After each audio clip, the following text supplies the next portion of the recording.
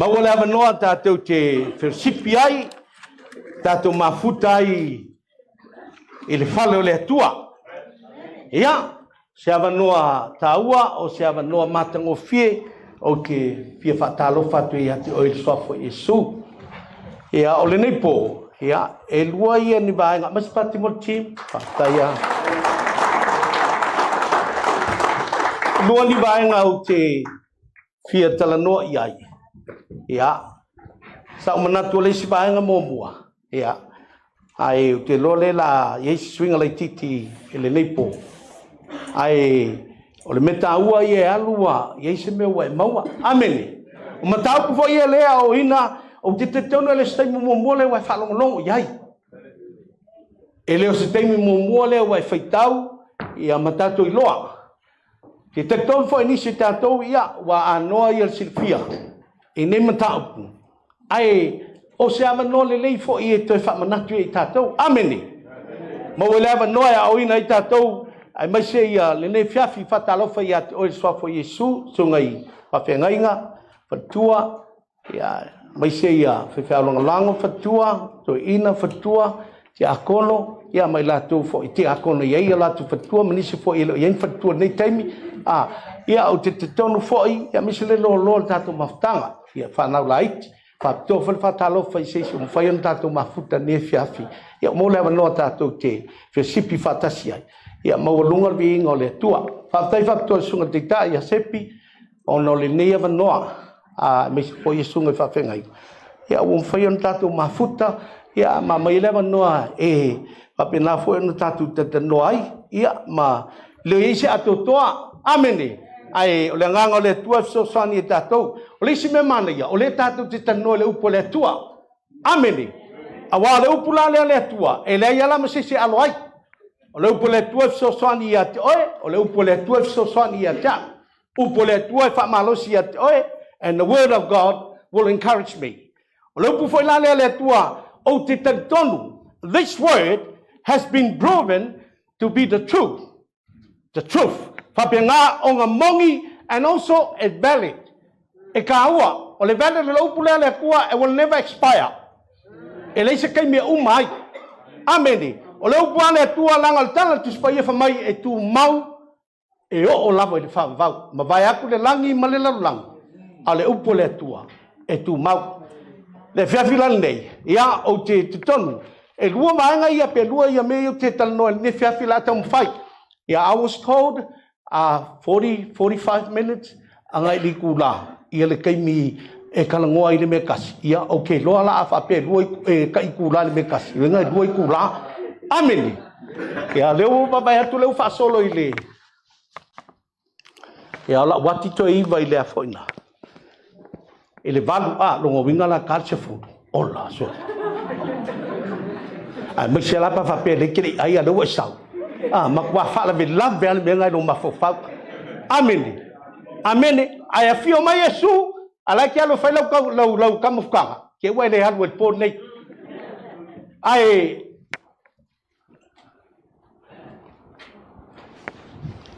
Is that okay if we can change from Mole, Sam?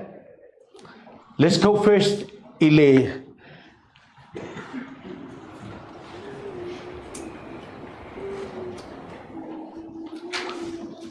Let's go to the rapture.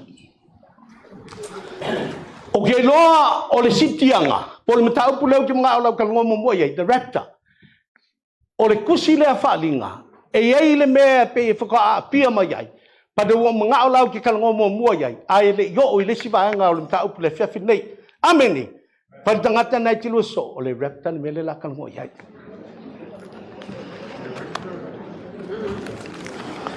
E ke pisa. Penga kanga fa alo pisa mai. Ia ayo o le taimi tupu ai. Talo fai. Amene. O le leina le tua, o le alofana le tua, e mawhai o ngā whai loa mai a te oe. Le tā ua ana fionga. So tonight, I'm going to talk about the rapture. Ia po le whasamoina le, whasamoi tātou, o le sitianga. Wawai mo titilo, Ile tuspa ia. Ele o mawai le upu lea rapture. Po le upu rapture. E ke le o mawai. Po le upu lea sitianga. Pe whapea mai tuspa ia. Ia e ta pena e o ile aso o le sitianga. E le seu whapena. Ai e loa mai mauti noa. O le tuspa ia. O lo whamatalai. I le mele ta o le rapture. Ameni. Ai whapea na i lau tuspa ia. Lela tatu titilo. I le mata upu e lusu fulfa. Lusu faule tu se mata yo.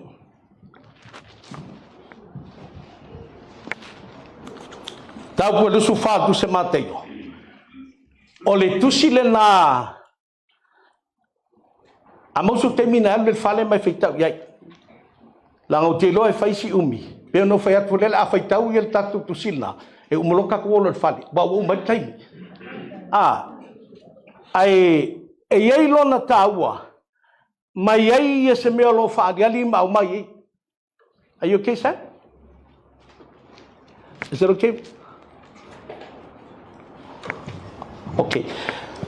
O le matau pa lusu whaale, o le tusi na mateo. O ina lo whaamatala i nai. O le upule le repta, i ngā wau ki kilo iai, i lona whaawinga ina i le upu e leni.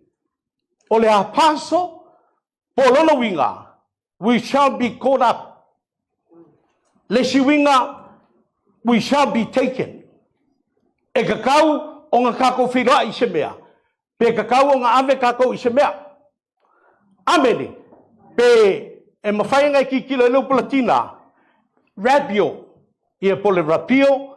O lesi upunga, o le winga le menga to catch up. Amen. Ia polongo winga take away. E leo take away e sainga po inkia. O take away e la vese. Amene. Le winga la ngā. Ai wau ti tilo mo wawa ai. O le tāu o le melea. E kakau o nei loa. So se keri siangoa. E kakau o ngai loa. E ei le vaenga. Mai ei le kaimi. E o mai ai. I le mele ta o le sitianga. Okay, next slide. What is rapture?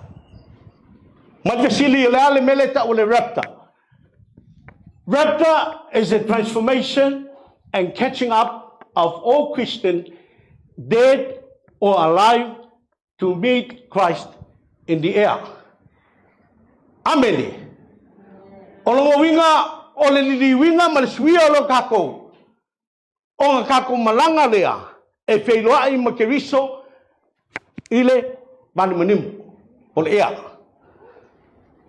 Ai le maliu ia le tatu apostolo, le apostolo sunga William. O le wheau lea sa amai mulmuli mo tatou. Fa mai ta pena e te lua wheloa I malo tupu. I le ea. Amene. O longo winga la o le kaimi mulmuli a, po le wheau mulmuli a ngalenga amai mo tatou. Ia ta pena mo le sitianga. Amene. What is rapture? Longo winga ka umai e ki oe, e ka kau o ngai ai se swinga. And catching up. E te tau, ona iei le swinga o tātou. I o ngā kako o lea.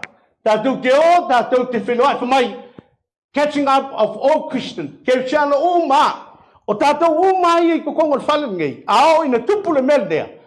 Po le sitianga. E ka kaung kako o mā. Amene. Ai lo lo. Wawai akwa ia. Ia fiti. Walau pa amos. Ya. Koe wala waktu sep, koe vai sepi la wala pa fit. Ya. Koe vai mai sepi la walwa. Amene. Amene. E o anga mako e ke alwa oi. E le ai sep so sang ia ke oi. Amene. Ai ke ia le kalesia ko umaya. Mai o mako o uma. Amene. Pule ko mar kaimi ko apo ita ko le ako kaimi nga. But that's rapture. O le kaimi le siti ai tato. Amene. O le kau o le melea. Ia iloa. Au e ke whakamala ai. O le polingei. E le kiki pengo whakpolele te loa le labal taimi. Pai. Ia e iloa. What is rapture?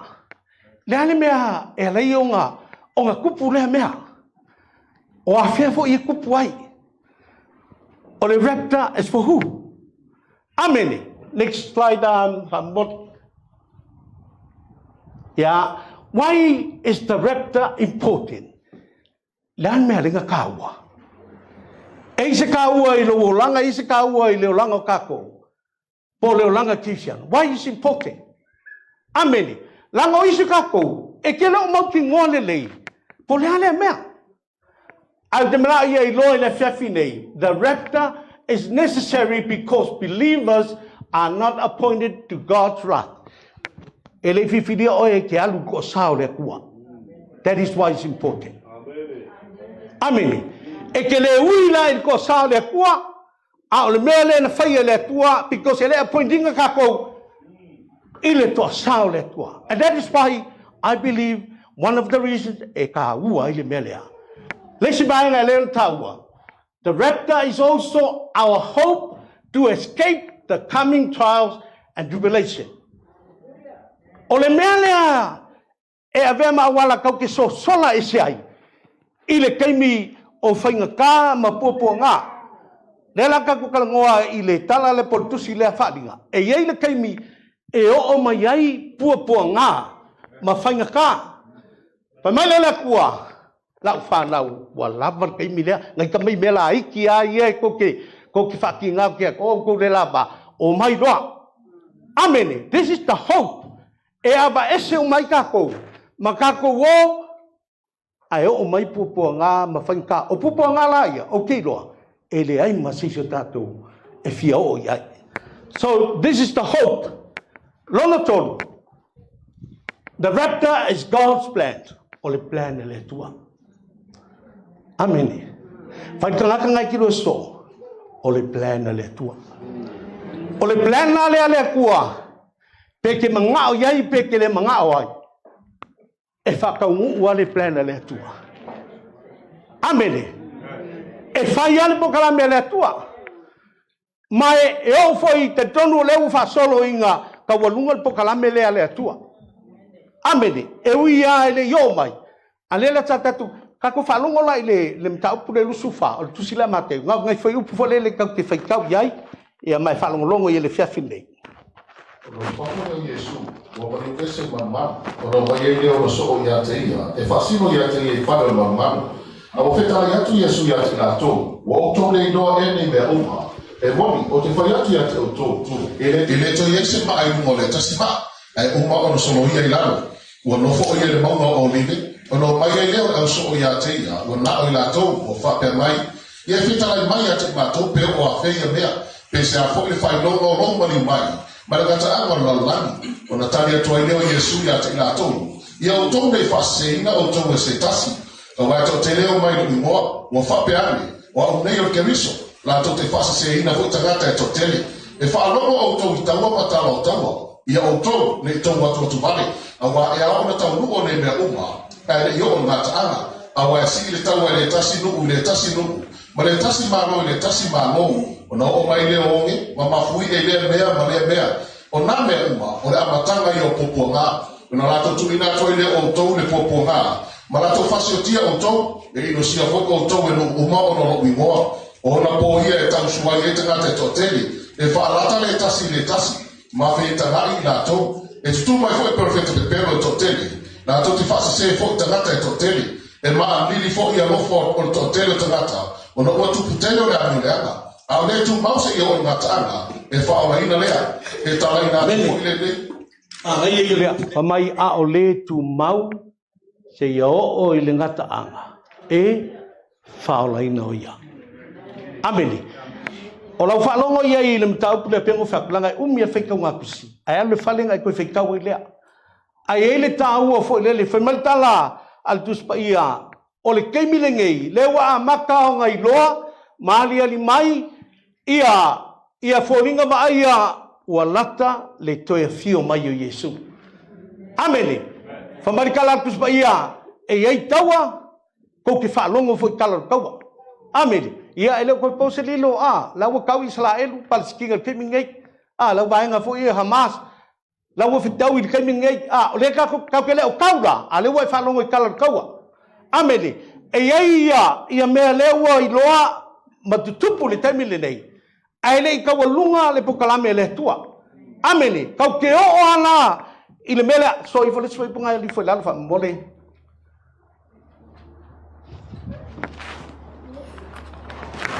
Papa me aso ma le tu aso. E le ilo se tasi. E le ilo lava a ngeno le lani. E le ilo fo ia tali. Wa na ta malava. Amen. Mai leise singa ke loa. Nga ongi fōlinga fōlele mangi mea le kukupu. E ke loa ai. It's very close.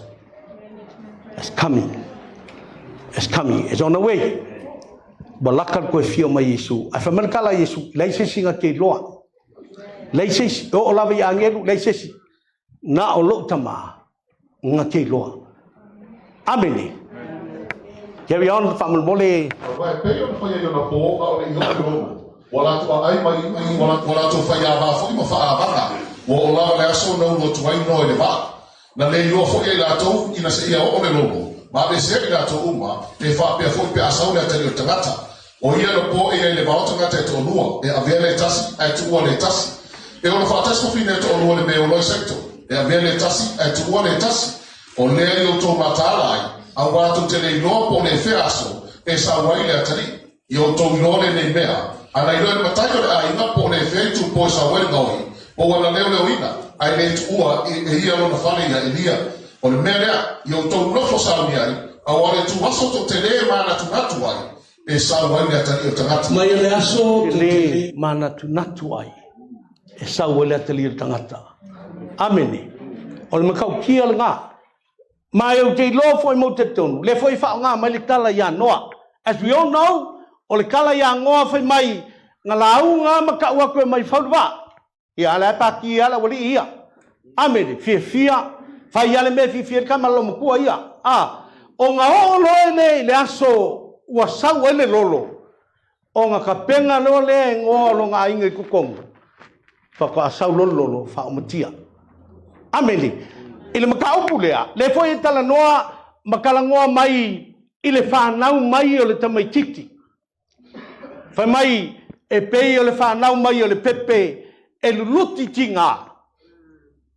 Ai lei masisinga ke lor kai mi whanga o le pepe. Pau ale mele mai kau, walaka le whanga mo le pepe. O nga o aunga ma mei o wailoa, o luluti science. Pau nga mei loai. O le whanga o pepe. Ai ke le loa po le hakong wal ke me whanga o pepe. Amene. O le akalal ngā o te loa, le wha matala ma wha iloa mai e kako. Le matau tia le aso lea. Le si mea, wha mai ngā olo I whawhine e tōrua. Ke ia, waru les. E halai olo a les. Ke ki loko waru lea. Amene. Whamai sai le vao isi tangata tō lua o ngā ave leo leisi. Ia lai taa le vao lesi. Amina, me ngā kup. Wa au lo foi. Ma o mautino, o le aso lea. E le whaing o fie. Amina. A wā a whaapea la o kako e kalisile la o le valele. O lori sikianga. Ave lo ngā kako a valele. Oi whare tato a valele. Tui. Aisha, lango tu la tali o le tua, ave loa I la valele. A kur valele, la lan me kur valele. Ia. Longo inga ma pa o ki pa ngaka. Ameni. Ele fa mai le tua tui, ku ku ngale ku e fa nga sa wo ia. Le ai. E o ki longo inga, o le aso mata tia. Awala ne fa tamala. Next slide, fa mo. What is the rapture? Rapture is the transformation and ascending of all Christians, dead or alive, to meet Jesus. Only slide little one. Yeah. When will be the rapture? Okay. Lela faitawi tu sila. O afe o ai. Amul molea pali.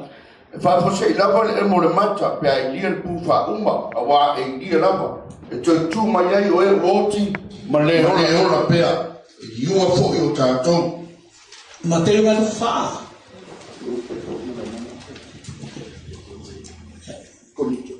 ia konito fa mo se kamal konito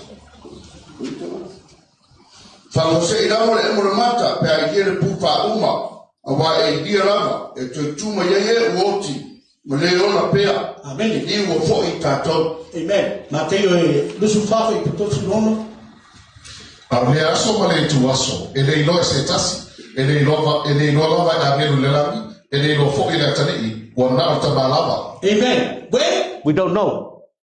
Leilo skas. Pawale mea le whaalongo kaka I le leo le pū. O le keimi le sawa Yesu. Amene. Lei sisinga ke loa. Mo Tesalonia. Tau ke limu whai padua. awa go to lo le lava o le aso le li e pe o le ngoi le po e fa pe ona o mai ai men Le lau wha mai e kako. E ke no ai ma oi loa. O le aso le ali e pei o le ngaoi I le pō. Ia, o le almenga ka mai ngā. Le ai ma se ngaoi valea. E sau balau mai, o hao leo o walaku ki ngaoi. E le loa sesi. Amene. O le mea ngā ka kaunga kako I loa. Ia e matala e sau le ngaoi a laike I loa. Amene. Laike makaala. Leisi ia matusi mulmuli. Revelation 16:15. Fauta o te watu pe o se ngoi a muia le matala matausi o na ofu ina le savani o ia le na lava le ia to do atu fo I na ma Ya. Manga ia a. Sau Yesu e suia lo tino. Ka ko wole le tino fo. Tino fa le langi e ke le alu masikingo la langi ngai. Amene. A e alu masikingo ngai makanga mai le via oi. Amene. Kau ke oi le tino wa suia ai o tatu tino. Amene. Me ngā e suia oi le ofu fa le langi. Amene. O ngā e alu lea. Amene. Au le ka ua le melea. Pa mai e o I le aso lea. Laike ka penga e ke alu. E ke alu wa. Currently e ke alu. Whatakaka ngā ke roso. O ke alu le aso lea. Whai ai. Pe sau I le pō nge Yesu. O ke alu I le pō le ngei. Amene. Ya pe fai ai sorry alo facio ko lo le adu America lo mo vinga le amene ava pe o la fino Yesu o ke por er wi fo America de lo pe mo I fo la banga le America sa mo amene ha pe fa male kala la ile siaso fai langa miki wa saudi sikiama o ai mala ko ilunga ai laku la vea la ile kat ko palasi mo le la la se pe awa mai mo kako vai ka penga lele ai alu e ke alu mo ia le se me ke apili fa pe alanga e apili mai limea I me ngai a funga fa la be ya oi ta pena lo lang next slide. This is how God protects his people from the corrupted world. Ese le alofa le akua. E makau kia le alofa pengo fakeke oe. E le manga o le akua. Kau ke koe ui ngisi pua ngā mangisi whaika. We had enough. Amene. Ngai ka mai mela hai ki hai ko uru mai. Wai kau whawai mai lo le tua tukei. Lava ngā o mai loa. O le wala lea. E pui ai tātou e le tua. Mo moka nikam tau su lima su tasi lima lua. Fauta mai, o te tawatu ia te utau le merigo, I le momoe tātou uma, e le hua tātou uma, e whafose I lava, e peo le emo le mata, pe ai lia le pufa uma, a wai lia lava, e toi tutu mai ai e woti ma le ola pea, e li ua fo I tātou. Amene, sorry. Le vatu ia le maliu l'apostolo. Maliu is fai au augusto. Vai solente nele fo ina fai les maliu tato le tu fine alise. Ai fai mai la le scripta le. Ko fai tawara o mafa mo. Ko fa longo le scripta le. Fauta mai, o te tawatu ia te utau le merigo, I le momoe tātou uma, e li hua tātou uma, e whafose I lava, o le mystery. Fai mai e le momoe kako uma. Aya. Ai liua tātou uma. O le moe ngā ka mai ngā, o le oti, o le sema nava. Whai mai lor kala kuspa ia, o le mea lilo ka kaunga I loa. Awa ki fia oki, nanga e fia oki. Amene, usul menga ka ulpule lola e ke le alu la. Amene, ai fe mantala tuspaia o le melilo e le oti tātou ao i le aso lea e ke le ioki whawkai lea kua. Amene, ai ao o le aso lea ua e oti alu loa. Oti lo o la kovia. Amene, ai o le good news, o le kala fia, fai mai na tala tuspaia. E le oti tātou uma, ai liua tātou uma. Amene, fai kau i fole swai punga li foi lalo. Amole. Mato ke roto ne yo to no ne au soi e winga ye o momoe ina le yo to fa no no pe o isi le eso la to fa moe awa afeta to te tali tonu o maliu Yesu ma to tu mai e fa pe foi na au mai le to fa tasmaia e o momoe o Yesu ma to te fa ya to foi le nei me ya to le afio ma le li o tato o e o ma to ese ya afio mai le li tato te le momoe e o momoe awa afio i fo ma le langi le li lava ma le alanga ma le leo le avesui ma le puo le atua e mo foi o toi tu mai o e oti o ya ke riso no fa fo sei le on amena e tato e o ma toi fa tasi mai la to yao me le tu tai ai ma le ligi le ba monimo ona tato fa tasi pe lava ne ma le li o le nei ia o to fe fa ma fa i nei o Kawalunga maka kawalunga pukala mele tua me le tua i ya Yesu lona tali alu le au mai ia le au paia alu le mai ia la mana bea alu le mai le kalesia ameli alu le mai i tato uma o le kala la kus pa ia fa mai ele mua na liua i tato ola ai mua na liua ma toi tutua e la to oti oi le ali ameli ma ia awala ke koi kangi pa fa pe oti sesi o lo wainga ai o le kala fia nga le ka mai ki oi amene o le kala fia nga le ka mai ki oi bai o ka ngata woti oia ke viso e koi ku mai oia amene famala kala tspaia e mua ona liu la to matutu mai la to ona oifo le la to i le langi ai muni loa ka penga lo makako wadu loa amene awala ke fa ka awa ke fa la le malanga la awa nga yo feoki o mo la to la kalanga kuspaia fa kali yo ka ko fa kas pe o ile aso e fia mai Yesu ai le yoti tato amene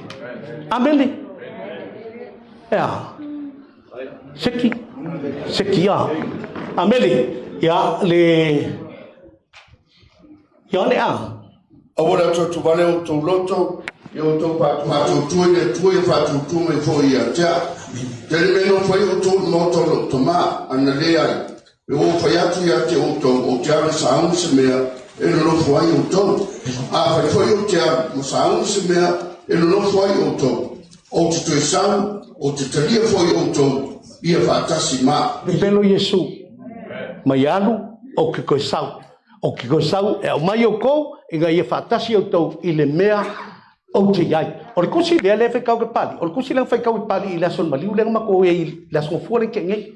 Ami, mai, aua le atu vale o tau. Amele, e o mai lo le o ki mal maliu. Ia e whainka e le se me whaingo fie. A whaman kala a Yesu aua tau te atu vale. Ua o mai ale o te tangata alu o le tangata o ia ke viso. E ui lava ina oti. A o ola pea. Amele. Yeah, male bang mule foi muli. This is like what will happen to the world. Lala me o mai il kamile, lala me kupu ile la lolangi. Le revelation le tu se falinga valu. Wai mo fitu le ona fa ona ina ile ona tolo vai mo vai. O ti fu tangata to tele le vai ina o fa ona ina. Amen. Le no fa kwa. Le mga Yesu ko hola ile ile whaingo fie. Amele, le whaingo fie me ia la kupu. Menga le mga o ia le tua. Ava ese atu o le atali o le tua. Ma le afine o le tua. Next slide, 2 Peter. Lua Peteru, tau pe lua whai pari. Whasao ina fo ile lau tuai. Na o noa le ta lai da mea tonu. O lona to baru le whaala ina. Ina o au mai le lono ile lau langi whaale matau. O ai fo iso toma ma komoro wana tau yatu iai i le oro palaina ina o le lefu ua tuku mo whailonga I e whane matau ia so amuni. Amen. Na ia fo I a roto o ea mi o tonu. Sa taitu. Ai whane tau punea. Au wā o lea tangata mi o tonu. Sa ti ngaro na roto wha maungu. Au lofo whaatasi mai la tau. I lona wa ai atu ma whaalo mo atu lea aso ma le aso. Ia la tau a mi o whane tau punea. Wa sila whia le I se mea na vea I mai ai I ea mi o atua. Ai le tofotonga. Ai ta ofi I ea mi o leanga. E o le aso whamsino. Na ia whaasa I la tau. Ua sila fia le kua se me whaasao mai ai la tau e ami o tonu. Ai ka ofi pe le lanolangi I la kou e ami o leanga. Amene. Kui ngau ola kui ngau. O le kala kuspaia tala le anoa whamai inga ua sau le lolo. Le ai ma se mea I le whao makia. Amene. A whapela I le ami o leanga e kangaka e le alofa I le kua ami o leanga whaia o le alaba. E whao makia le kaimi lea. And that is why e ave I tātou e le atua. Te whaipuna le singa so I whai whamon. Ai saura sore le peo le mori. E mawai si na ile nangi, ma le ngongolo tele. E tea e se fo yo mena whai. Mena whai ai ina ua mu mo le nangi fo I mga wenga o iai e suru ina lava. O le nei, o le atea e se nei mea uma. Me whapepe fo yo tonu. A mio te tawai le a mio le nei, ma le a mio tua. Rofa te tari meni. Rofa te tari. Manau na watu. Ia uia mai le aso. O le tua te se ali rangi. Ina o mu. E lisu ava I fo yo mea. Wo fai ai. Ina o mu. Amen. Ia rau ina nai le ngaka whakawhia. Mu uma. Lei ma se mea. Lau lui e ke oi. Ka penga lo o langa. A o e ola mai soi fuar teimi e. Ta pena. Ie alu teimi sitianga. Amene. Ie alu. Ka ki ere si kaimi kua. A ie alu kaimi ngā. Karantia ke alu. Ie e loa ke alu kaimi ngā. Because that's the best time. E ke lua wheloa ia maleli. Let's slide. Important question. Ia. Wa umalale vahenga lea. Officially ia. Yeah. Are you ready? Wa sa ungi e ke alu sitianga. Amen. Ai ka penga I ke alu fikianga. Tala Yesu wa ole ala o pumoni ma leola. Le ui aku se kasi kama. Pe au noa ma Yesu, e au noa ma Yesu. Amen. Ka penga lo langa. Te lo tatou uma lei ma siso ka ko la lui forfale ngai sau Yesu e ke le hat. I guarantee you will go. If you have Jesus in your life, you will. E ke alu. Amene. E ke alu. A yengi mea ngai ke loa whala velavi e ke oi. O le pō alinge. Ia e loa. Ka penga lo langa. Asia. Le loa e se kasi. Vamai e le loa e se tangata. Le aso ma le kaimi lea. Amene. Amene le ngata na. How are you in your preparation? Mai mau pe anga whapea e. E whaka ele lesi kulo. Prepare oi. O le ungali, prepare kangaka ia lava. Amene. Ale lei arki ngā, ai le kama. E alu ang arki ngā. Ale lei fo I arka mā, ai whale kongki ngā. E alu ang arka mā. Prepare yourself. Wa mailau ka penganga, ele kaimi ko e fio mai Yesu. Tala na tu au ki whawai vai. Whamai au le tu mau, e o le ngata anga. Whaola ingo ia. Amene. I leo kiri siango les kaimi, le kiri siango les kaimi. Amene. Leo le vi les kaimi, ia e upuleanga les kaimi. Amene. Ka penga. Oa mai lau ka penganga. Amene. Sau ma le felesi o lava. Ka penga le lau sau I le loku. Alau ka penganga ngai keiloa. Pe kupu I le melea o le sikianga li kaimingei. E ke arua. Amen. And last but not least, do you really know for sure you will go if the rapture happens now? Awhai kupu ngei. Whamake o eiloa e ke arua. Let's close our eyes. Mo ini au te titilo fules tangata. Fulelo loto ile tua. Ia mautinoa. E te alu. Awe te titilo mai e tea. Close your eyes. Ia iloa e te alu. Ile taimbi. E hawhio mai a Yesu. Karindi. Maukingoa. Mausalilo whatutua ile atua. A yengi beolo whalawe lawe ia te oe. Ile pole nei. Whape atu ile atua. Whamangalo ia te au. Wa o tāpena. O ke alu ile aso e te toi a whio mai ai. Ona soafo Yesu. Amen. Hapsapaki mo Yesu.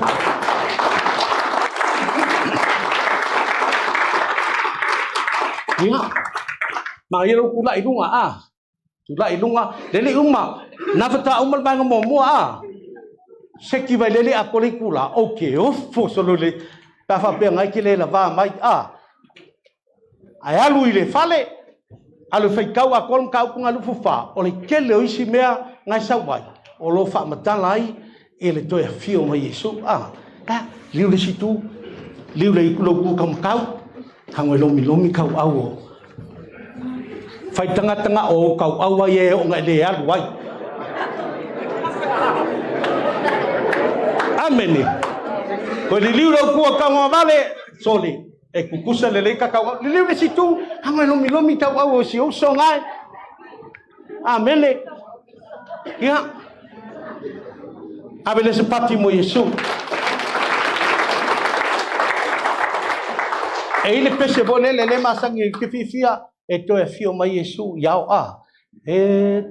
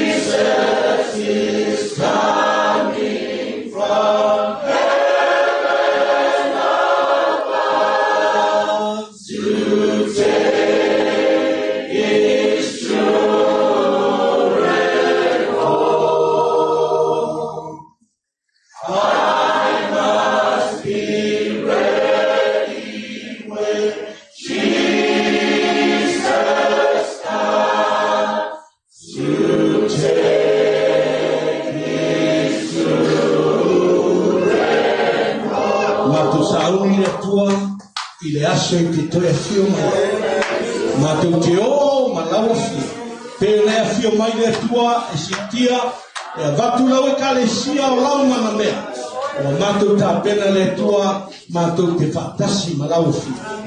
Lia fatai le tu la upu nefia fi ono Yesu. Amen. E a kiu le tu fatalo felista nata na te boso. Ia mai la me dei lalo.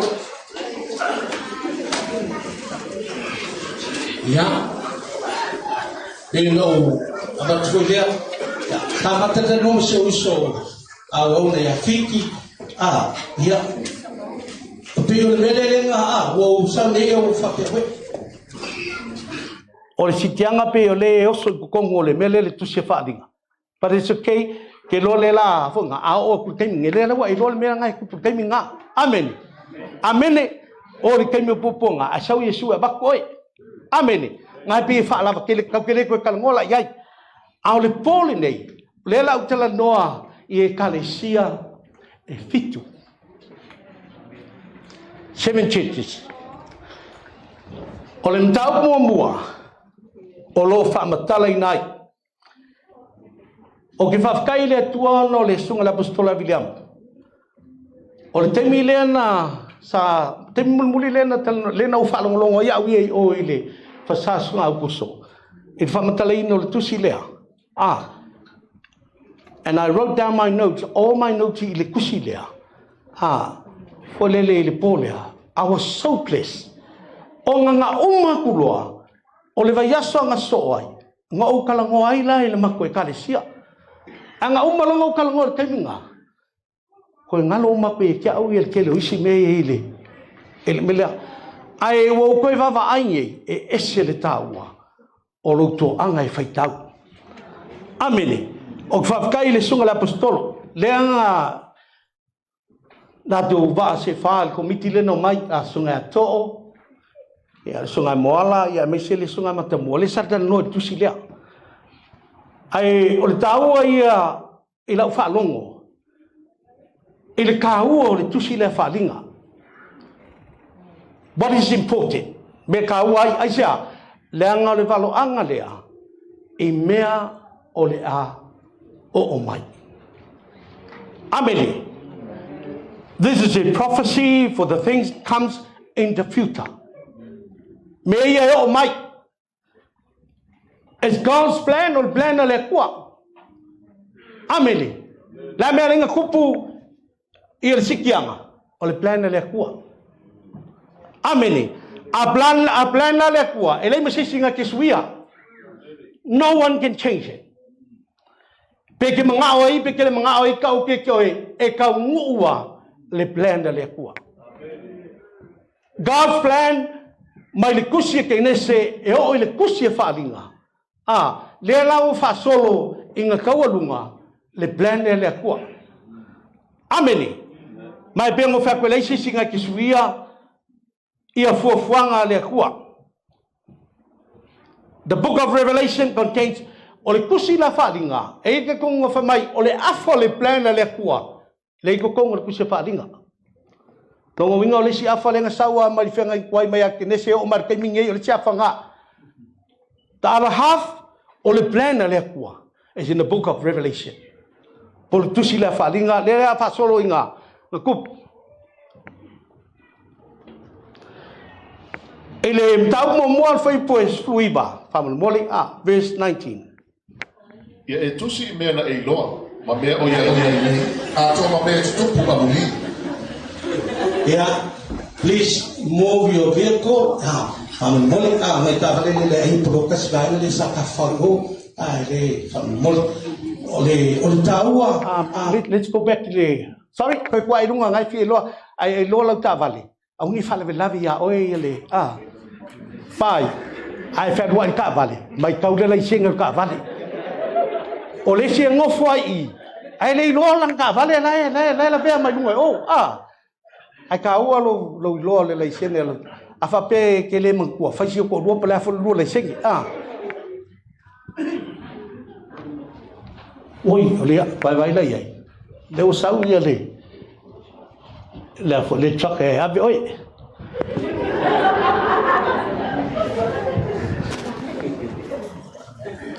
amen mole ia slide mo fa mole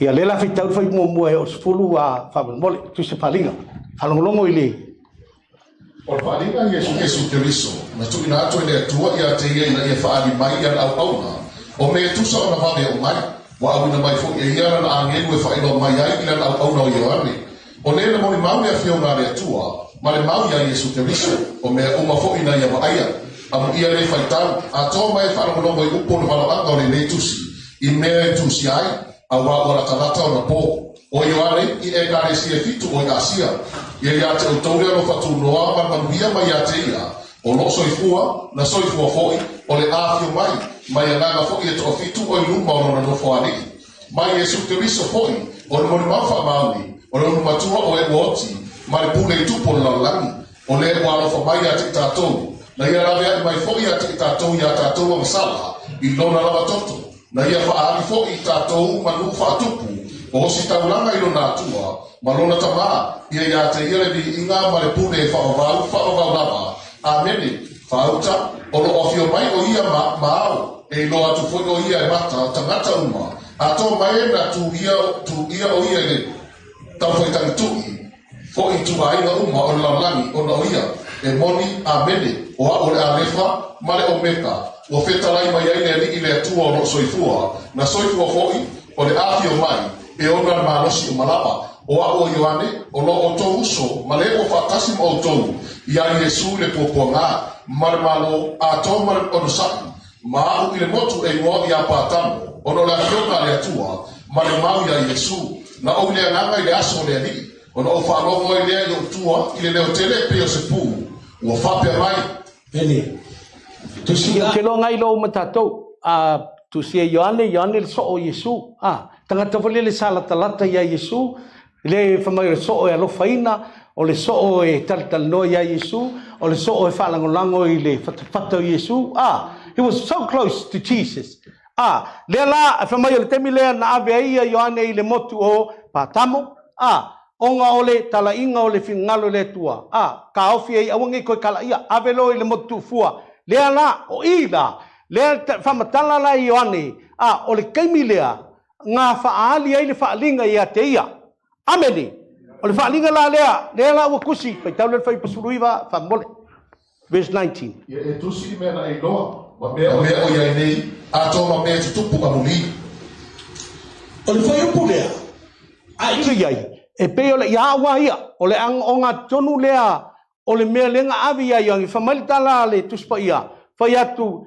ia e tusi me ia le tusi me nga e va ai me lo iai ma me ole akukupu amuli longo winga me tupu ile lumanai le la wa kusi yang me ia ameli ai ole le lei ole tua nga faali ia yang me umaya leise me le faali ia e tu se mal tu singa il tu si la falinga o le fai potolo verse 3 fam moli abu ia le fai tau a to ma e fa lo mo i ko e pone nei malo anga ma tau si me o tu si ai au wala talata o po amen amu ia le fai kau ma kau si me ia asia la kalaka o po ia le ngo fai ko sa o Yesu amu ia le fai tau ma tau si i upo le nei valo anga fai po i vai o sfuru o Yohane o to uso ma le o fatasi o to ya Yesu le popo ma le malo a to ma o sai na o le motu e mo ya pata mo o la fiona le tua ma le mau ya Yesu na o le nganga le aso le li na o fa lo mo ile yo tua ile leo tele e peio se pu amen famai o fa longo ile leo le alanga keli fa longo peio le pu ale leo le kangaka le la fai mai fai pasutat fai mai o le alefa male omeka o le amatanga male ngatanga le si bangal fai pasut lua fa mai hichen o ngali liu leo yang e makil kilo aku o le valaanga o le leo le ngasau o ngali liu leo yang e makil kilo aku then we go to the next slide fa mole moku ia po nu ia fitu leo ki kalango ia na kusi ai yang e ave ai ia tusilea next fai pasukasi o subalu suluiba o fa pe mai o me te va aia e tusi se tusi ma vatu e kane si fitu o Efeso ma se murana ma perekamo ma tuatira ma salataisa ma filate le faia ma lautikaia na o fa li watu e va ai le leo na tautara mai a te o fa li o lo atu leo tu ngamo ni au e fitu wa tu tolu foi tu ngamo ni au e fitu le tasi e peo le atali o tangata wa ofu ia le ofu tata pupai wa fusia foi lo na fatufata le fusi au wa sina foi lo na ma ona la e peo le furfuru ma boy ona sina e peo le kiona lava ona fofonga foi e peo le mumu le afi ma ona vai e peo le apopula e pese ni o mule o ngau o lona se fofonga foi e peo le tadini o vai tele wa o lona auto matau wa lona auto matau fetu e fitu wa tu foi ai lona fofonga o le peo le tau e fata ma ai ona itu e mama ai lava o na fofonga foi e peo le pupulo le la ina o mutu to wa o ilo atu ia te ia o na o pa uifo ne i ona vai pese i woti au ia fae e mai ona auto matau lunga ia te au wa fape mai ia te au e te fefe o au le mua ma le muni o le ona nei nafa sa o woti fa uta foi o te ola e whapapau lava o ia te au foi ki o le oti ma se oni amen lai fa makala ina le melenga kirkilo ai ani o le leo lenga sau kirkilo lo yange fa mai wala i lo atu ia tuunga la mepa e fitu ai ele kanga kala sa bali mai ko kongo tuunga la mepa o ilona lima tamatau fetu e fitu ke lo e alu mai ko fai kau yai ngai ai le fa winga ina po tunga la me pa ia fa mai langa la le akanga pe lo sa wele si menga sa nga fa mai o le fofonga po le ngutu e sa wai le pelu amele fa mai sa wai le pelu o le menga len kilo i yane ai kilo fa mai le tala al kanga o au o le a lefa ma le o meka o le amatanga ma le ngakaanga le aisisi o Yesu le amakanga ma le ngataanga o mea uma le ala kalango mai o i foila le tau mai ai pe o Yesu le nga masangi e yoange le sa faalangalango i longa fakfaka wa esere kirikilo yoange ia Yesu lea kala mon mau kus pa ia fai mai sa o le nganga le ala wa kirikilo le nganga yoange ia Yesu i le nganga. It's amazing. Kai mi mafu kai mai Yesu sa ia la makanga le o yoange ave le tua mafaa i loa iai ia mea i le ngataanga. It's not the same. E leo koe ki kilo yoange le Yesu le sa fai vavenga. Wese, he's the savior. O ia le faola. A famala kala, a famala kala leng falo fa mai. O ia te au ki. O le ki o le oti ma se oli. E ngofo ma Yesu. Le ki e kakala ai se oli. Ma le ki e kakala ai le oki. Amene. E makau kia. E makau kia. Amene.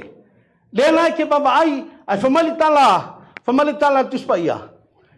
Wa ke ioange. Wa popo mai longa whakawhaka o ilonga. Sorry, ilonga kawau. E le tangata lea. Famalo tala tangata. Pai. Tango e kusi lalo mehia. E ke kirikilo iai. Tu ngala me paia le ke kirikilo ki ai. Tala tuspaia o e kalesia na e fitu. 7 churches i Asia. Famalo tala al tangata lea. Kusi meia. E ke ave e kalesia e fitu. Ka ua. Fitu e fitu na e u mai le ao. O le mau tuspaia. Fa mai isi. O angelu ngai kukongo e kalesia. Ai whawinga i tangata. O whai au ngai kongo e kalesia. Famalo tala ale. Al tangata le ia yoange. Kusi meia. Ave angelu e ko fiku. Lai lau ke va ia e kalesia. Ameni. Ameni. Longo wingala. E ko fuale e kalesia malanga angel. Ameni. Ameni. Famale o kala yoange. Kusi menga. Ngai anu le ke ave e kalesia nga. Ave la ile. Angelu la i kongo le kalesia. Ameni. Ameni. Banga i fo. Kele meu kusi ma mai angelu. Por fai au por angelu. E kaunga i loa, kaunga i skai, kaunga whalongo. I mea ia mai le fionga le tua. Langa whai mai kala tuspa ia. O le whalongo ma whai. Upo le waloanga lea. Amen. O le kaua langa mea na. So, ai kirikilo lai mai wawai ai. Nga kusi le ia ioane i lalo. Ai whamai e sau i le fufonga o le tangata lea le pelu. A ona mata e pupula e pei o le laa. Pula peo le la. Ke lo kami sa whai kako ai le la. Long winga makau kia. Amen. Ai le nganga yoange. Ki kilo ki yoange. O le pupula o fonga. E peo le la. Because he was in the spirit. Il kai bilea. Tu silo le yoane. Ia. E ka le sia langa whamaia. Tala tangata le awe te fefe. Se au te fefe. Whai tangata na tiro so au te fefe. Kusi lalo mea ngai whai mai le atu e tusi. Ia. Mai au te fefe tusi lalo mea ia. Ave e kalesia e fitu. Ngai whai mai le whai posfruiva. Ia e tusi mea nai te iloa. Ma mea o leo lo iai. Ma mea o le atitupu ile in the future. Amuli. O longo winga. Kusi mea ia ngai iloa ai. Ngai kirkilo lewa titilatu yoane.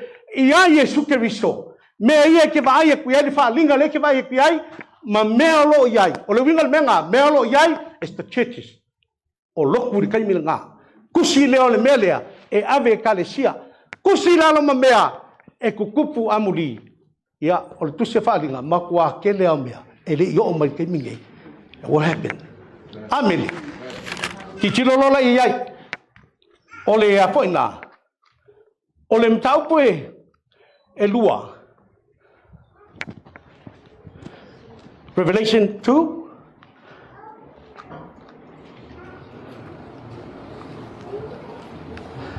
se fikau mal foi mo le ole falinga nai e lua famul mole e tusira ke lua le kalesia o le feso o mea nei o fai mai ai le u i fitu e fitu i lona nei matamatau o le savali tonga tunga la me pa au e fitu amen o o loa au ngaruenga malo tinga malo nsa ina ua ele la batia ye o le ama o e to fo ye o fai mai o apostolo i lato ai le ai lava o e lo fo i o tamata pelo i lato amen ba yo la ile mele le kalesia efeso se ko ua ile mele ki ma ye loa fa male tala tangata lea yone ia e kusi meia e ave ile angelu laiko kongo le kalesia le angelu le feku lea pengo fa vole e kofu ale kalesia ma le angelu ave le angelu laiko kongo le kalesia e kau ye meia o fene amel kusi o kongo le kalesia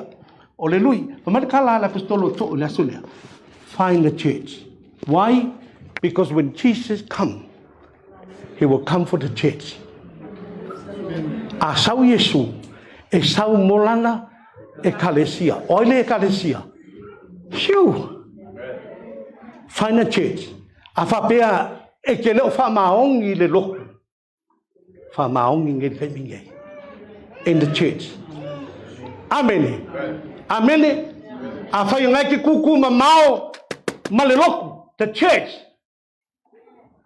ia au onga le kalesia why langa o meia lenga kusi o me ave ko kongu ole e kalesia in the church lai ka ngaka Maltala la apostolo to olipola o lo ke mankua o isi ka ngaka makua kuku mamawa e ko kongu e kalesia la le lo kunga ke yai fa maong in the church because when Jesus come back asau Yesu he will come for the church olana mana mea ole e kalesia oila o ema belanga le yele sau Yesu ole ke kongo le e kalesia Yesu amen ai fa pe ke sau e sau Yesu ai ke le kongo le kalesia ya sorry ele sau Yesu ska ka like fa ele amen ka uanga mena e ki kilo mai vava ai e se le le male lo fo le tua le la o upula ia po le valo anga ia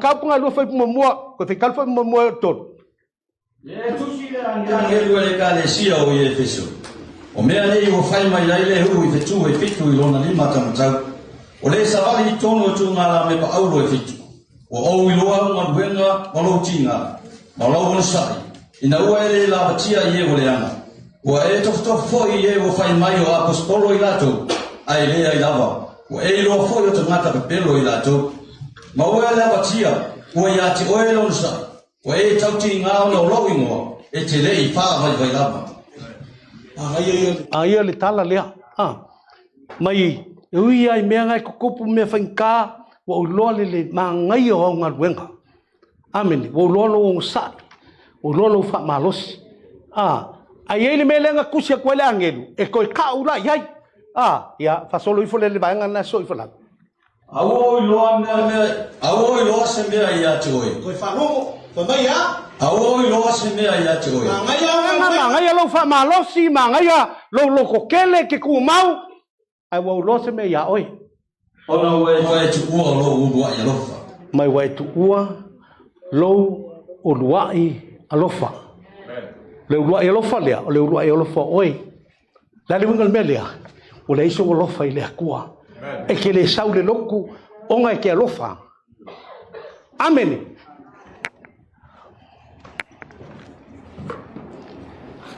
E ke le onga lo alofa I le tua.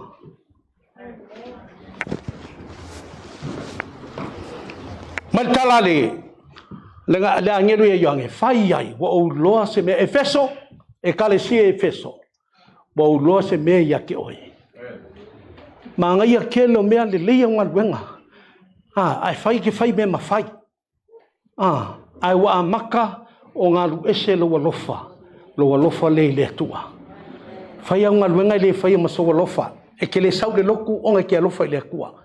E sau le loku o ngai ke le manga o ki loku fai au ke le sau. Nga fai a le o mea. Ai le koe fai so lofa. Kala ngala ngelu le fai e yone. Mai wo lo fai ai Efeso. Ngai le ke lo ngal wenga. Kuma ngai ngal wenga. Ai vai oi. Asa ili mai le kua. A sau le kua e sau ale kua ia ki oi. Sau ale kua e kangaka kai kokasi. Your love. Loku le fa mai the loveless church. Amakanga le sia lofa i kangaka.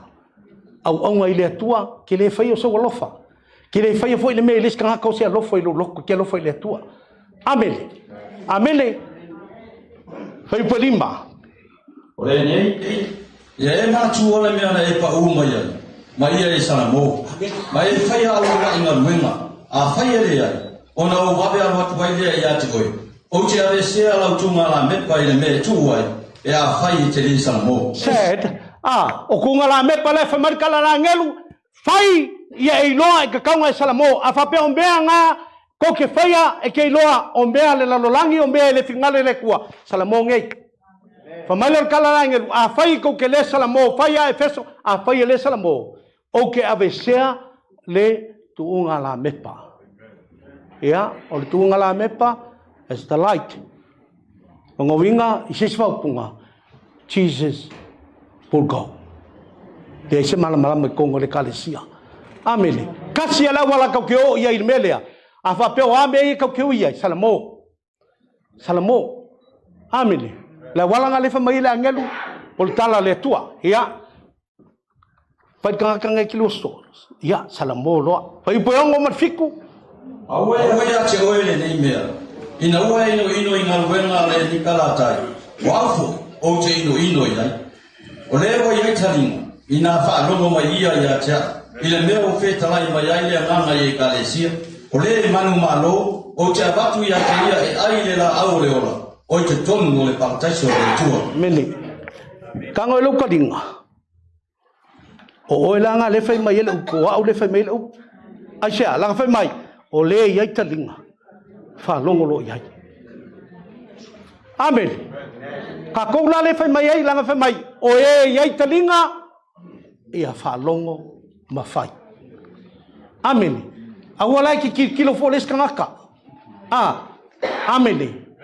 Ai e ke kila oi pai le pol menga wala nga amaka kaule malosi le loku le se lofa wai fa al me masangi fole le se routine mala marka ha o isu mai o mai har e usu mai e har bole fa sa ngal wenga le fa se lofa le fa ki ngome ke lo ki au le kwa because of love amele au fa al me masangi fai ile me kilo kangaka fai ile me ke lola ka lengi malo singa yai amele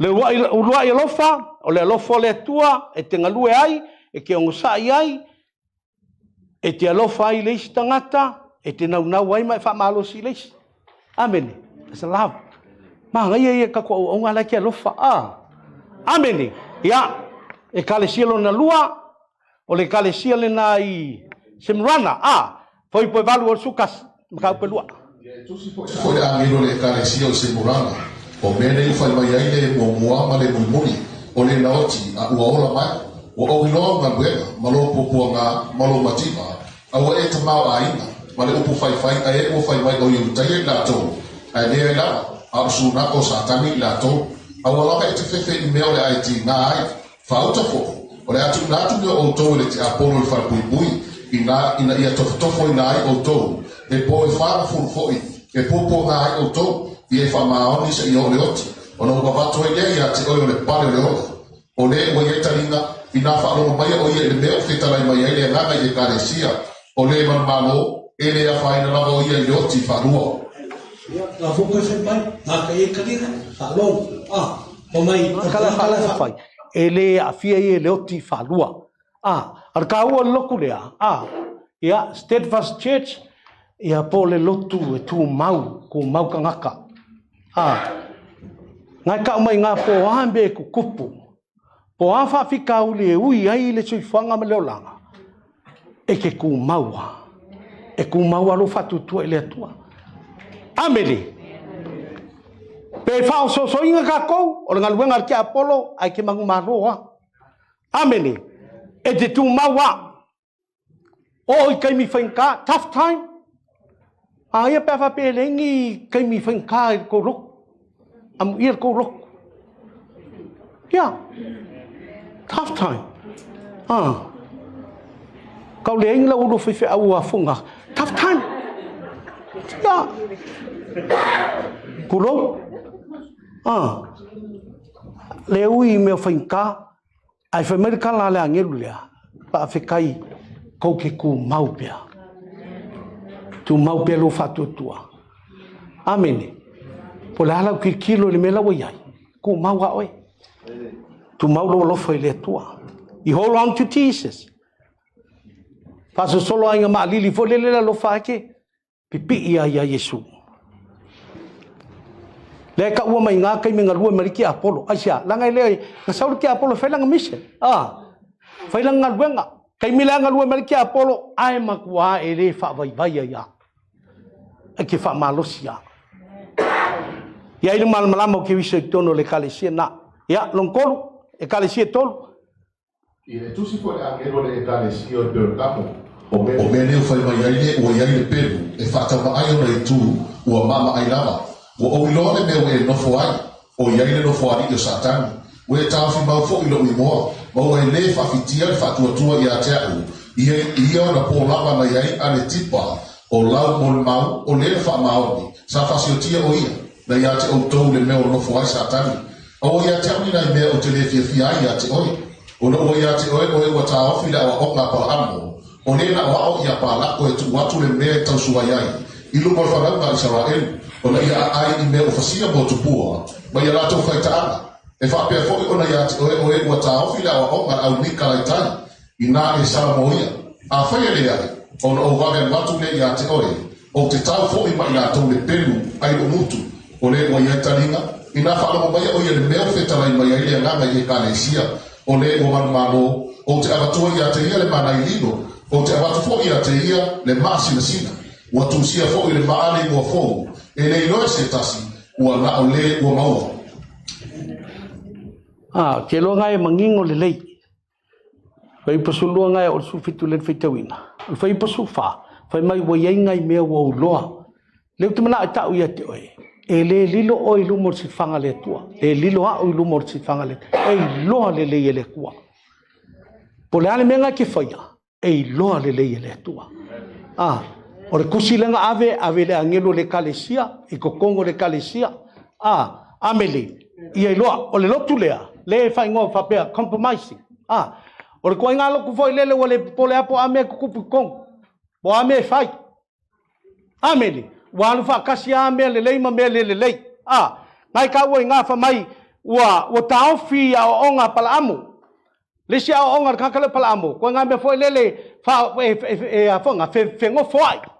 Whengo foai. Tangata o le tua. Atali o le tua. Ma whawhine o le larolangi. Amele. Le popole a ki nganga whaku. Ma ile whawhine o le tua e ke alu i ke ngofo ai. Ai ke kamo whai ai a whonga. Ngā mai ale, ngō mai ale ma mea ngā whai kongo loko. Amene, compromise. Ngai whapea lea, le hachi le whia ai lea kua. Wai le popole wai le kia. Le singa te whamai, o le nganga o pala ambo.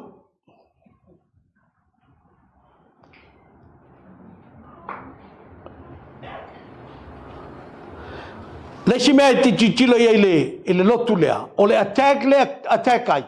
E leo se attack sa mai fafu. Sa wai kong. It's inside. Amele. Le si mea makau kia ngai sa whamai. O le, fai kalu fai pasu lima wha mole a verse 15. E whapea foi ono ia te oe ua ta ofi la o onga au ni kalaitai. O le onga le au ni kalaitai. Whamai. o le tangata o le olanga ola whaikaanga. Ameni. Wa ele popole ki nganga I lo o e la kali o le kua. Ai ola I le olanga lea. Ameni. O le olanga o ngā. O le olanga mukua ele popole ki nganga I loa. Ele o le lei le mea ngai ke ola ai. Ai ke kanga aloke mea le kua. Ameni. Wale ngā kalai lo ngofunga. Awa e o mea lunga I e whai mea le atua. Ameni. A le olanga lea. Whamaritala tuspaia. I e tatu salamo. Ka mafo lele penga ngā wali mai. Ai makua le anga le mea lai ai. O le pule le atua. Ya, ai e sale me lai whai. O le tali, salamo. Repent. Lotu lon fa, ko korua loku ia ka ko marololo na foi la sa fa me fa penga ko korua loku ka ko golo fali pe ku ia loku se o mela sa ko korua lon fa ye just foi la nge bole ka le sia o tu tsaya o me ane o fai mai ai ata ni o le tua o le pe yo mo mo le afio na mata o na mai foi e pera apa pula o loa ma luenga ma lo fa ma lo o na mai ma lo fa tu ma lo o sa ma ma luenga o asili me muri me na mo ben ya ole lotu nai fe foi to tira ya ngai ka unga por fa palang tolerant church ya po le loku foi lele ki nganga I loa e ai sia nganga ngai kokong le sia nganga ngai kompaina o le nganga leo Isabela vai se loku e sia nganga fapenga nga fo e ma fo le si loku o loku fapenga ke ma fo fapenga le lola po o le loku ngai hai ameni le nganga ngai Isabela domineering spirit o le nganga ka mo fai pu le me uma ka mo fai pe pu kuku o man kul pula lesi ko la ko kul pula les ameli fai male malosi le ngaka nga lesi nga I kongo lokunga the sexual immorality ya ke lo le winga lopunga abi le anga fai ka anga fie me le anga makaiku kulo la o lai ka kongo le kalisia lesi menga ka mai nga fa mai e mumusu salamo ala waku maka waku ele fi salamo refuse to repent amen le nganga le fa finge le I fa pe se kale si fo le pe tomene di fa finge that spirit ya iloa ele se me mai le kua Loki kango highlight ile melia. The woman that fear God is the woman understand that the woman is the problem. Or koklenga kotu mai la paskolo. Fai mai. The woman that fear God is the woman understand that the woman is the problem.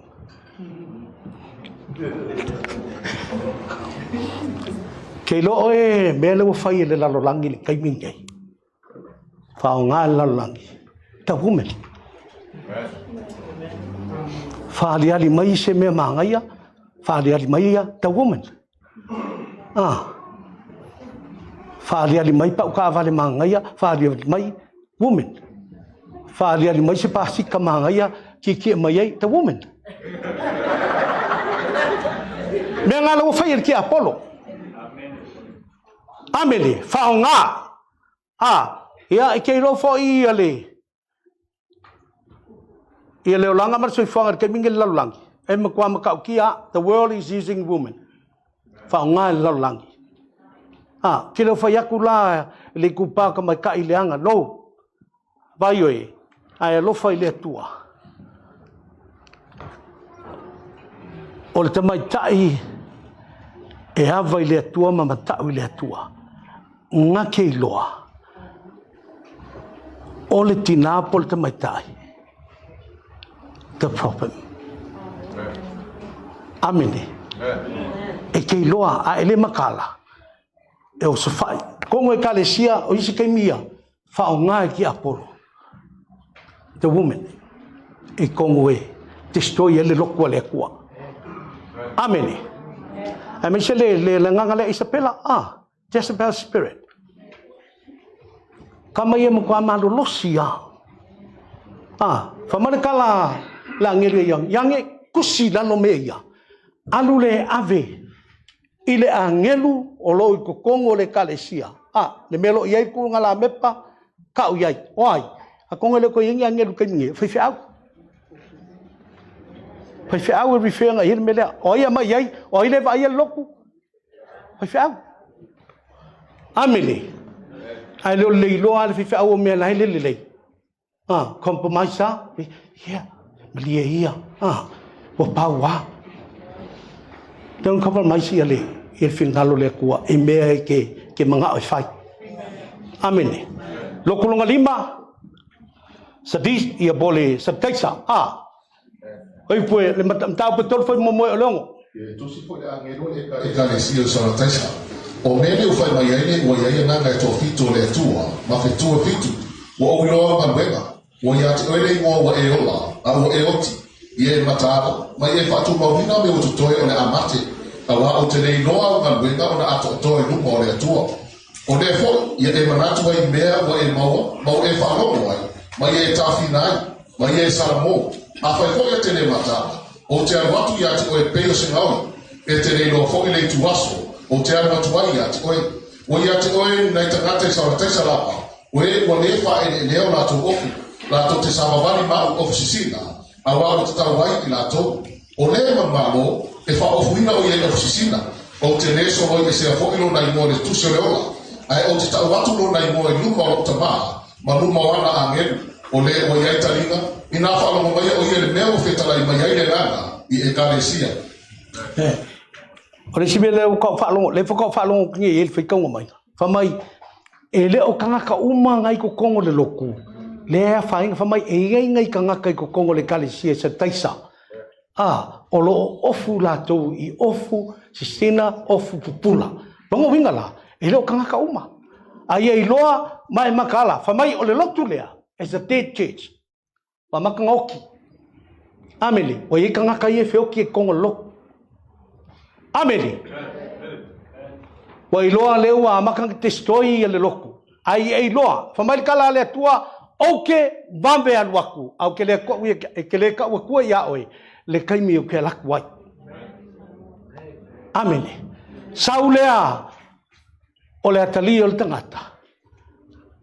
A wai whakasi maisi ka ngaka ia o le atua i ko kongo le loko. Pai oi. Whamaoni pe oi. Eise me ki kilo e fua les ka ngaka. A ufo i ke wa ai mea lai whai e les ka ngaka. Pe ke wa ai le whainga o les ka ngaka. Ameli. Lango pisia fo oe, o ngalo kikilo fo i mea ngā. Whamalikala la ngelu ia yoangi. Ok, loa, e leo kangaka uma ngai ko kongo sa teisa. Lea a fia le melea, a ia ingai kangaka. Ok, loa ngai whamaongi. Tu maulo whamaoni le tua. Ameli. Ia malotu lona. Ono. Ia umalo lea so malfitu ia na. Tatu malolo lea. Whai poe, matau pe tolu whai poe fitu o sutonu. Tosi foi a ngelo le kalesia o fila te faia. O mene o fai mai ele poia, o le whamaoni ia. O le wai ai kia tavita. O le na te tala, ai le se na te whamawina. O le na te whamawina foi, ai le se na te talaina. O iloa manuenga, whauta, o tu ina atu i o ruma fai tuto o wamanoa. Ele ai foi se na te mawhaiona punitia. O iloa wai titi no marosi. O e tausia la upu, o e le whafitia no inoa. Fauta, o te tumina atu i lato o le sunako satani. O e fai mai o i utaia i lato, ai le ai lapa, a o pepelo i lato. Fauta, te tai atu i lato, na i lato o atu i o luma, ma i fotu i o wai, lato te ilo foi, o au o olofa i ati oi. O e tausia le upo lopo no sai.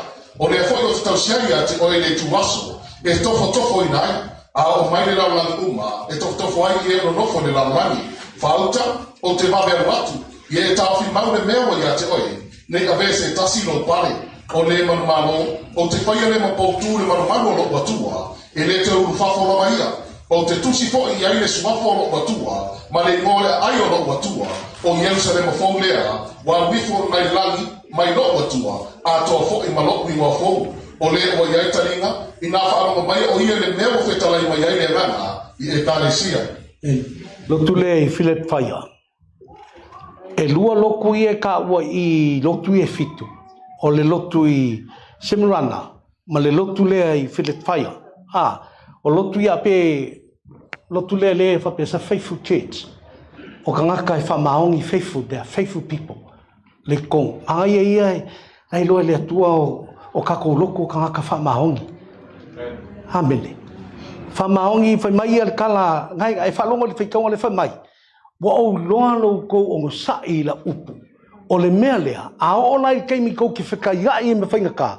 o ngā o aluaku lea o ki whasosoangi ake o kou amene ai o ngosai le upu le tua ai o ngosai i le whinangalo le tua e whasosoangi le akua ake oi amene ia e ku mau le tua whamaoni le tua o ngā sau leo le akua e whamanguia i ake oi whamanguia i kongo le kalesia amene aua ke whakamala fitu i au ngau mai lea lotu lon fitu kau pe kodu whai pisu fasu e lufulua i e tusi fo le angelo le kalesia o ilau tikaia o mene o whai mai aile a mene o le moni maumoni ma le whamaoni o le amatanga o mea na whai le atua o iloa ngā luenga e te le maalili e te le bevela foki o te loto ina i e maalili bevela o le nei wai whare o la lua e te le maalili e te le bevela foki o le mele o te luai atuai a te oe ailo mutu. A wawa e whai mai, o te se mau oa, o whatamau ai na ina, o te le matima fo se me tasi. A ua e nei noa o oe o le malaia, ma le pangatia, ma le matima, ma le tauaso, ma le leila malawata. O te whai atuai a te oe, ia e whatau atu i a te au le auro o whamamaina le afi, ina ia e tamau ai mai, ma ofisisina, ina ia e ofu ai, ina le ilole maro le nalawaa, ma le vai mata e nini ai o mata, ina ia e pupula ai, o te awa i atu masasa ia i lato uma o te arofa iai. O le nei, ia e vipi tai mai e salamo, whauta o te tuatu le pui pui mai tutu i atu.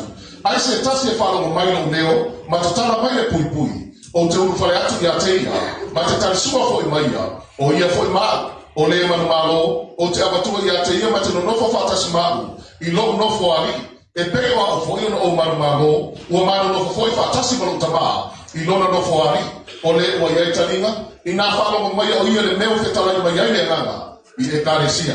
Amen. The Home Church, po le kāresia wha leongo lua. Nai tā ua i nā pina e whalongo i le whetewina le tuspaia. Mai wale maalili, wale vevela. Whamai e le tala la ngelu. Vai, o ke mga au, a e maalili. A e vevela. Au ke le mga au e ke maalili, e koe vevela. Ameli. Langa a whape ngaka kou. O lea kala kuspa ia whamai a. Ea, it will spit out. Luai mai. Ameli. Ia. Longo inga pe whaoringa mai. Awa ia elelei. Ia, awala ka whalili meha lea tua. Ameli. Pe a ele anga ke loa. Awa ke so i mea lea tua. A whapea fo i ngai ke le lei mea lea tua. Awa ki koe alu mea le larulangi. Ameni. Awange e ula i le atua. Awa kako ki wha lawe mea le atua. Whai upa sulonga, whai upa sulonga. O le nei, wai whane o manua, e te le mariri, e te lewe mea la foki, o le mea lea, o te luai atuai a te oe no mutu. Amen. Ya. Le fifia kaka wole le momole. Ya, o le sa vea ku velua kule si vai kong, kule si vai fafo. Ai le lei, kua le lei mo le atua. Se mea ke alu e fua leanga. Ai le lei alu mo le atua. A kokolo alu mo le lei mo le atua. Amele, ai loa fale kongu. O fai upu las kurban. E ngai ke oi. A fapea ka fale kongu. Fai pusuvan. O te fai atu ai a te oi. Ie whatau atu i a te aru e auro o whamamaina le afi. Ina e tamau ai ngai. Ma ofisisina ina e ofu ai. Ina le ilole maro le ravlava. Ma le vai mata e nini ai o mata. Ina e pupula ai. Amele. Akamol vai makanga ngi e o mata. Ele le matio ate te alfa ta mo fa ka mo le me ngingi ai o maka. Amele. Ai sia ngingi ai e pupula ai ta ua. Amele. Ka mai ele ko ia ke oele mea e ke iloa ai le upumoni. Amele. Fe fa ka mai ai fa ta mai le tua. Upo le tua. Fai pasuluiba, e ka fai pasuluiba. O te ai atu masasa ia ina tō uma o te alofa iai. O le nei, ia e vivi tai, mai e Samoan. Ya, mea ngā leipi malolosi mai upo le tua iskai. Mai o te ao ai atu masasa i le o te alofa ia te oe. Se lei o le tua. Mai e lewa ngoa, mai e le tua lewa ngoa i tātou. E ke le lei kako ke le lei ai. Mo le tua. Ia, o ngā umai leo i kalesia. O kai aula, e ila lesi mea kau keo i tai au. A kau ke le yo. Ngā ngau wha kepa o i le mele. Lesi slai whamil mole. Uma lor kala nganga le le angelu mai yoange. Matau pe whaal whai pumomo e tot. O mawai atu ia mea ona o ilo atu lea. Whauta. O le whai toa awa manoa e langi. O le lua i lea fwoi na o wharongo ai e pei o le pū o le tau. O le ona tau tana mai i a tia. Ua whapea mai.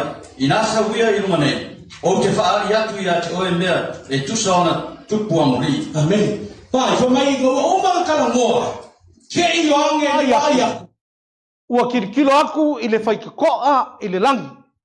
Whamai le tala tuspai au, whamai e le leo, o le leo le ngasau. O le leo le tangata e pei o le pū, whamai kala le leo. Ia e sau ia i lunga i nei. O le ale mele kau mai ake oe, o ke karikongu. Mai oe, o mea le tua e whai le langi. Ngā suia i o ange whale anganga, ba ai i le Yesu lea. Ma kilo i le whaalinga, the revelation of Jesus. A lea lau o i lesi kaimi, wa si i ai le fua, wa i loa i o ange mea i le langi. Whamai, ua makala le whaikokoa, wa kilo aku, sau le leo, i ange, sau lo i lunga i ngei. Amele. Kala ngā kuspaia, whaikau le whaipunga soi whai. Ona au ia nana lole. Whauta poi. Ua tu mai le no whaari i le langi. Ua tie fo i le tasi le no whaari. Amen. O sui fo ko inga i le anganga Ko i le anganga, e a o ngā kilo lo le iange. Whamarikala kuspaia, o ngā whaafua se i leo ngā ai aku i ange i le nofo a lii. Slide ngā whaikoa. Matala langi, ai vai aku i ange, lesi, next slide, whamone. Kilo aku i ange i le nofo a lii, loa i ange le melea. Nofo a lii i le langi, le nofo a lii, whamai le nofo a lii lea, o lo iai, le o lo ti ai, o le kua. Kala kuspaia whamai, o le nofo a lii lea, e luas fulfaa, ia ko inga ngai ngofo ai e foifo, ai leo e meola e whaa. Leo e meola e whaa, whamai o meola ngā, e le kasi se maka. A whapeke oso mai, e le maka lai loa kua ioi. Ia, alu whale ngai whaikau le peka, sau le kai auka mai te au via maka o le. E le kasi se maka. Meola e whaa, kofu kuri mangu, i le ngofo ali o le kua. Lei se me lilo, i le sirwhanga le kua. Ai whamai, o meola ngā la ke le oinga i le ngofo ali. O le ngofo ali whamai e iai i ko inga e luas fulwha. O i la kouolo o ifo, malafo la kou pale. Amele, mea ngā lenga i loa iange. Whamai lo kala tupu, a whamai, o tua atu le ngofo ali. E iai i ale, nua, rainbows. E iai le ngua lan mele kau mai ai, o le atua o ia o le atua whai whiangainga. Amene. Whiangainga whai e le atua. Leisi mea ngai kau mai ngā, whamai, whai kalu whai pelima whamal mole. O mai foi wila, whai tiri, ma lewa mai le nofo ali. O la me pa foi e fitu o mbui lunga o le nofo ali. O anganga e fitu o le atua. Verse 2, whai kalu whai pelua. O nā ulia ngana roa lea, whauta foi. Ua tu mai le nofo ali i le langi. Ua tie foi le tasi le nofo ali. O le tie mai foi ua pei o le mai a sepi, male sali ke alo na tino mai o sio so ina foile no foari ele no nua e pe o le sama rapti lo na tino mai o sio so ina foile no foari ele no foari no foari le no foari e lo funu malfa o lo foito ina to lo funu malfa e to fa o te e no foari o ofu ila to o ofu sina o yo la to foi pale aulo muso o le vale fia fe makau fo le se uso talo pen moia ale makau kia nga pai o le tala le altu spaia fa mai o le ngofa hali e fai I maa taua nga ka mai nga maa nga ya sepi ele sepi ya sepi le ngolo sarikea amele mai o maa taua nga e fai ele no fali le si menga ka ua mai nga o luma fai pa fa o sio ina foile na foari e lo funu mafa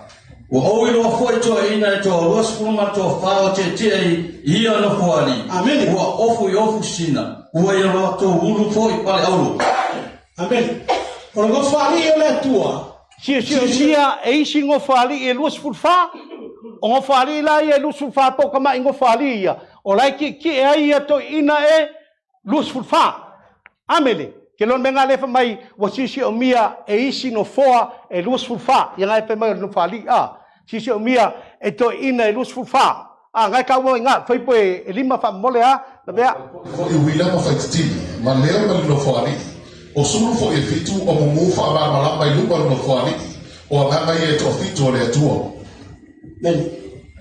seven lamps of the spirit pola me pa nai fa mai wa mumu kasi nga be le titilo ye yoane I le no fali o le tua mo so kai mi fai kau le sai su kasi ngai ta uai el vanga na fai pe ono o lupa fo no foali le sa ti ata e pe o le ma ti ata o to tono le no foali o wali o ina le no foali e me o mai fa o to tu mo mata I luma a to tua le no fali e le pese le masangia le afonga le apata le ngofali si o mia le sami tiota longo winga e ku ai ke ku lungo tiaka amen fa mai si o mia ele sami tiota fa I fiku male bal o le mea ola mo mua e pe o le leona o lona lua o mea ola e pe o se povita no o lona tomo mea ola e pe o le tangata o na mata o lona fafo e o mea ola e pe o le aito moleni o mea ola fo e fa e tasi mo na pa o ua mata ato ila to I fafo matotomu la to tere mapu na wale ao wale po I fai atu e pa ia le atua e ona le malo si malapa o le la soifua o lo soifua foi o le afi o mai men me ola ngai fa mai ka yonga pa au le me ole kas mai wa mata ato la to tonu ma fafo ko ele ko fai kau ye mai ki kilo ye fa mai te fa mata o banga na longo winga le ma se me misi fa pela e fa su longo maka ye ba ye ngo fali le loina I le no fali I le tua kam fa mai o le manu mombua e pe le leona manu lon dua pe stangata manu lon tolu pe bovi ale lon fa pe le aeto fai kau fai pai va su kasi le la fa mate lo ile la va fo I mo fali ne no fa sta ya tu me o la idea ti no fali o le soifua e whamavau rama o na whapahua I leo to ina to o furuma le to o whae luma o le te I le nofo alii ma I fo atu I le soifua e whamavau rama ma lafo la tau pare luma le nofo alii o lo whape atu lo mātou ali I ma lo mātou atua e tatau rama o ina tupina atu I ate o ele di inga ma le whaane ne enga ma le mana a wana e whaia me o malapa o na o lo fina ngara foi e iai I la tau ma ua whaia ke role o kako mai fai ungo tatu ta upul nei kai au ke leisi me le la titilo yai al fai ponga iva male e o sutas me ola nai fa mai la tu te fo ma langa e pa ia ifo ia ko inga lusu fa ma la fo la tu pale e vivi o le ata o le vi inga ave le tua ngai mo salamu salau o vi inga tatu te ave me nga le fai ko inga e lumo no fali fa mai vivi le la fa ko pe o me la ia nga ai yonge ai la le si me ngai lo yonge I le kaimilea fa mai o leo lo no fo I le no fali o lo ilona lima le tusi ta ai. O kai haola, whakaka ko whalongonongo ai, i le tusi ta ai. Amen. Whakaka ko iloa ilola, ia mea e winga i le tusi ta ai lea. Lau ke loa wa ako e whamakalaku ni, ia, longo winga wa whunga, wa alu le fiafi. Ai, o le mena lea mai e le fionga le tua, ke mga ia ke oe, wai whalongo le fiafi. O se avangoa e koe whamangaku i e kako, le ele pelo le fionga le tua. Ameli. Ameli. Mai ia i lofoi. O mei e talanoa i le fionga le tua. E mongi ia. Aua nei whatau waa ia te oe. Aua fo inge e whakamala. A whapea ngai ke loa le se mal whale tonu. Kala kuspa ia mai tatu salamo. E salamo i le tua. A i loe mga mia le tua. Mai kala kuspa ia whatau mai i le vai mata. E nini e i o tatu mata. A me ngai ke loa fi ave le tua. Ia o ke kalkongo. O le awhiwhi ngai ke kua i le tua. Ia tunatu le sunga fiti.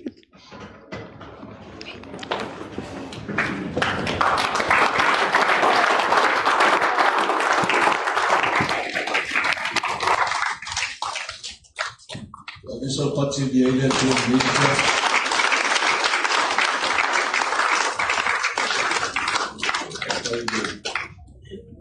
Pastor Malaki, ainda tu sai é o mata no fio. Então todo mundo ia fiafi no fama boy no fama solo ne. Mato tele o tão fai ao e ele mai le ngau no sao le tu si. O no tem. O lava mele mato ti tão fai ai. O le mai o se fe au ta ua e ta pena ai oi mo le aso fio mai ai le fao. Pena tatu whanolongo i le tusi sa whetawina i le teimi na waaia tuaia i oane i le leo sa i ona tua whamai ona paure i lalo pe o tamata wot aisa e se lava le Yesu le na waaia i oane malanga bue i le na bua o Yesu sa langa bue i lau lanyo le Yesu alofa o ia fo i o le Yesu faola ale Yesu le wa va ye yoni le asole wa sau ilo na tosa sau ilo na totia la na na po wa yoni na lo peo tamata wot ta watu fo ya le fia file ne ele le ya na ta pena le temi ne wa esare Yesu le te feita wo le ukua le tu le temi ne esere Yesu te lo fa sana i le asole tosa ata una vele matu ta fa mo moriantu ia i moa i sewa noa i te tāpena i whale hana. Wai i tamata e whiu e la umare upone tua pe e ta alo fo i nea. Ai whatua e sala moa i aso i noa lo whasanga i male Yesu lea, ona i nore le matautia o Yesu. Le foina mori mai i au e kale sia i fitu ina, pe o tātou whanalongo i le neia fiafi. Amene. E tofu lava le kalesia ma fe au na ave ia o isi e kalesia na tau le leia a o isi e kalesia na le fia ia i le tua e foi lá i solfua ma uono il temili nei ta pena oe wa tele i oe te le tua o ie foi ni mea si la fia le tamata e ao ona whaale leia o loa manoa lava le leia e whaale leia ai Awai le aise sara mo i tu atu le oti. E lua foi me le mawhaiona i loa i tangata. O le teimi e hotia. Ma le teimi e fio mai ai le li whaola e si tia lana e kalesia. E foi la le ia fiafio e whafonga ma u whanologo i le upua le atua. E leo se ama noa tātou te whatala lea. E leo se ama noa foi e whasama noa ai le tangata. Tātou whawai e leo tupu i nei tupu ma nei tupu le raulangi. O i tātou te iloa ai wa whanga solo po kalamea le atua. Teo te tokara i leo po le atua. Wa whanga solo po kalamea le atua i lona wha i wina. Ao leo wha i leo wha i tupai le atua. E tā pena i nai lo te nata whae. Halleluiah. Te mea whiafu. Ana ia lo tu lai atu.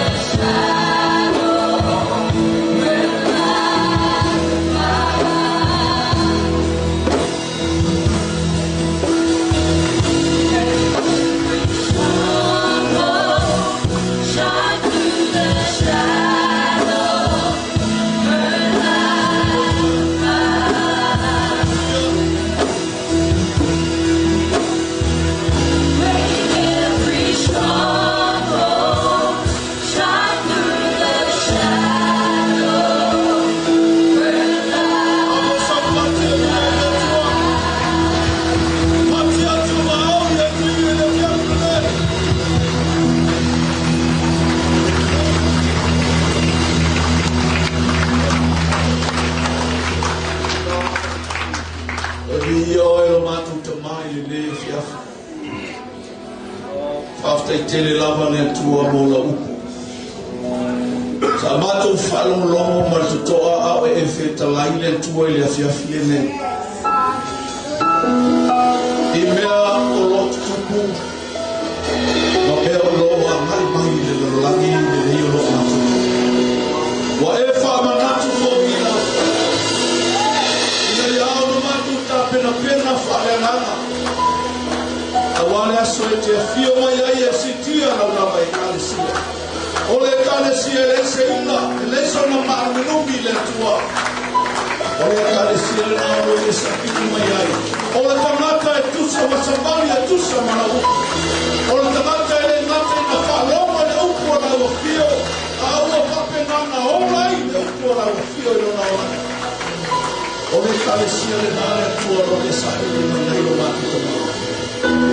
Ya veo matu loto se ele lei de tua wa uma na suata se ina de mamalo na bana na toria de trafere ina ia tupu maola le fatu e to pata pena ina matu de tua mona se ele na tua la awa ile se tasi e tu polesi e tu lo e te manda la ia gaso la fa si roba le ya wa io na matu ta pena fa le na Mama tu te le noa le aso le tuko le tuko le te fuga. Le matu nofo saviuni, nofo tapina. Le aso le te fuga ya toka. Papa mira na ufio la upauna na wana maya la upu le te fuga. Patu minga le upu le oama le tamawa inga faya nama maya tue le upu le popo le popo mata lama matani. So se te ie tuna le fenari aku le nana na ufio le upu.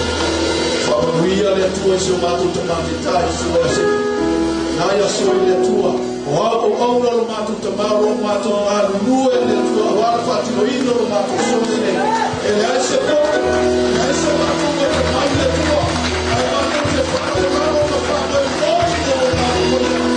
o ai no pa le si ala u o ai foi e te fa ma le ina na to i no no va fio maro matu te maro Papa mia le tua e la fuata e ia fiafa. Papa mia le tua e carecia lo matu na tua. O uoma au e mamago tu filia lo mai e fiafi e le. Na o mai e fia fai manuia e atoe. Papa mia o le matu te mara. La matu sao e fo i matu mai na. Sao i matu le toto Jesu Cristo. O matu ta vale le tua luma na tele. Fale ama ina ma wena fare la verti Apollo. Poloka u